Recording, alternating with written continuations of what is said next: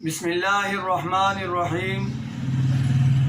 हकीम हाफ़िज़ ज़ुल्फ़कार अहमद चौहान आपसे मुखातिब है। अस्सलामु अलैकुम। आज हम मैदे के मुतल्लक़ एक अहम मर्ज़ का ज़िक्र करेंगे। उस मर्ज़ के मुतल्लक़ हम आपको उसकी अलामात भी बताएंगे, वजूहात भी बताएंगे, उसका इलाज बिलग़िज़ा भी आपके सामने पेश किया जाएगा और इलाज बिद्दवा भी आपके सामने पेश किया जाएगा। तो वो मर्ज़ जिसका हम ज़िक्र करने लगे हैं, अक्सर लोगों को ये मसला हो जाता है और इसका इलाज तिब्बे जदीद में बिल्कुल बहुत मुश्किल है। अक्सर लोगों से मैंने सुना है कि जब उनको ये मसला हो जाता है तो डॉक्टर उनको बायोस्कोपी का मशवरा देते हैं। तो वो मसला जिसका आज हम ज़िक्र करने लगे हैं वो है पेचश, यानी पखाना इस तरह आता है कि नाफ के नीचे पेट में बल पड़ते हैं, मरोड़ उठते हैं, पेच पड़ता है और पखाना जब खारिज होता है तो इंतहाई ज़्यादा दर्द भी होता है। पखाना बहुत थोड़ा सा खारिज होता है और ऐसा भी होता है कि पखाने के साथ चर्बी टाइप रेशा खारिज होता है, बाज़ औक़ात खून भी खारिज होता है और हाजत बहुत ज़्यादा बढ़ जाती है। बंदा अभी पखाना करके वाशरूम से वापस बिस्तर पर जाता है, फिर ऐसे लगता है कि पखाना आ गया और दोबारा अगर वाशरूम में जाता है तो सवाए चंद कतरों के वो भी बाज़ औक़ात सिर्फ़ खून ही खारिज होता है और हाजत ख़त्म हो जाती है। वापस जाकर वो बिस्तर पर लेटता है तो यही चीज़ दोबारा उसे तंग करना शुरू कर देती है। ये पेचस जिसको लाहक हो जाए वो हमारी वीडियो के मुताबिक इलाज करे। इंशाअल्लाह इतना आसान इलाज कोई भी पेश नहीं करेगा।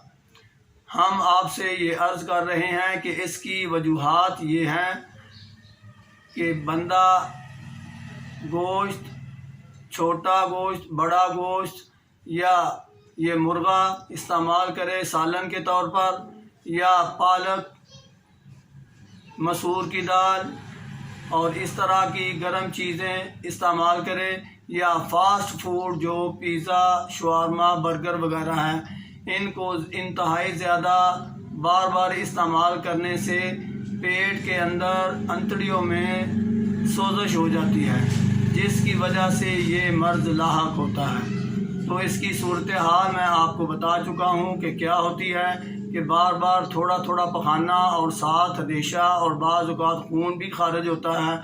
डॉक्टर इसके लिए बायोस्कोपी का मशवरा देते हैं और बायोस्कोपी का ये है कि जहाँ से खून खारिज हो रहा हो वहाँ पर वो कोई टांका वगैरह लगा देते हैं। लेकिन हम आपके सामने जो इलाज पेश करेंगे इंतहाई ज़्यादा आसान, मुयस्सर और आप किसी भी जगह पर भी मौजूद हों, आपको ये मसला है या आपके जानने वाले को ये मसला है, वो दवा जो हम ज़िक्र करेंगे वो भी इंतहाई आसान तरीन और आपकी पहुँच में है।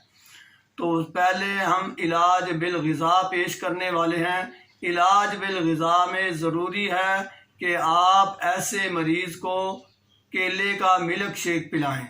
जब भी वो महसूस करे कि मुझे भूख महसूस हो रही है, ऐसे मरीज़ के लिए इंतहाई ज़्यादा ग़िज़ाई जो इलाज है वो केले का मिल्क शेक है। केले का मिल्क शेक हर ग़िज़ाई ज़रूरत पर इस्तेमाल किया जाए। जब भी उसे भूख महसूस हो वो केले का मिल्क शेक इस्तेमाल करे। और इसके अलावा उबले चावलों को उबाल कर उस पर दूध डालकर भी इस्तेमाल कर सकता है। लेकिन सबसे ज़्यादा जो उसे बेहतरीन सूट करेगी ग़िज़ा वो केले का मिल्क शेक है। इसके बाद हम आपसे ज़िक्र करेंगे कि वो दवा के तौर पर क्या चीज़ इस्तेमाल करे कि इस ख़तरनाक मर्ज़ से जान छूट जाए। तो बिल्कुल आसान तरीन चीज़ है, आपकी और मेरी पहुंच में होती है। ये सौंफ जो है वो इसका बेहतरीन हल है।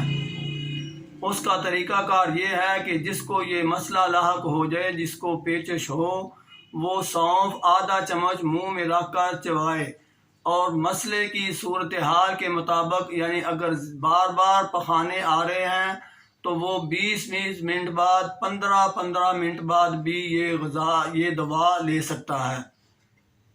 یہ دوا جب استعمال کرے گا، اس کا طریقہ میں نے آپ کو بتا دیا کہ سونف ایک آدھا چمچ۔ ہاں، اگر کوئی آدمی اس کو چبا نہیں سکتا تو وہ اس کا سفوف بنا لے، ورنہ اگر چبا سکتے ہیں تو کوئی سفوف بنانے کی ضرورت نہیں، بس منہ میں ڈالیں، اس کو چبائیں، اور آہستہ آہستہ چبانے کے بعد کچھ دیر بعد آپ اسے نکل لیں۔ اگر یہی سونف پاؤڈر کی صورت میں استعمال کی جائے تو پھر بھی آپ اسے بغیر پانی کے بھی نگل سکتے ہیں، اور کچھ دیر منہ میں چبا کر بغیر پانی کے بھی نگل سکتے ہیں، اور پانی کے ساتھ بھی اس کو نگلا جا سکتا ہے۔ یہ چیز ایسی ہے معمولی سمجھ میں آنے والی، معمولی نظر آنے والی، لیکن جو اس کو استعمال کرے گا وہ اس کے کمالات دیکھے گا کہ اس صورتحال میں جب پیچش ہو تو اس کا اثر کتنا تیزی سے اور کتنا مؤثر ہے۔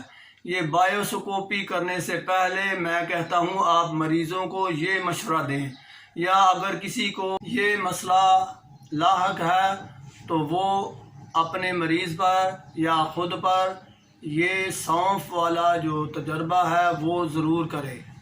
انشاءاللہ میرے اللہ کے فضل سے آپ مطمئن ہوں گے، اور یہ بھی کمنٹس آپ ضرور کریں گے کہ اس سے بہتر اس مرض کی دوا ہم نے پہلے کبھی نہیں دیکھی، نہ ہی آزمائی۔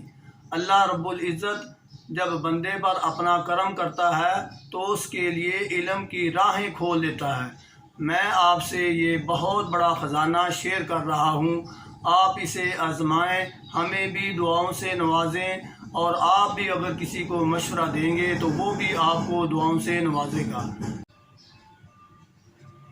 انہی الفاظ پر میں اپنی گزارشات ختم کرتا ہوں، اور آپ سے امید کرتا ہوں کہ آپ اس چیز کو خود بھی استعمال کریں گے اور دوسروں کو بھی استعمال کر کے ان سے دعائیں طلب کریں گے۔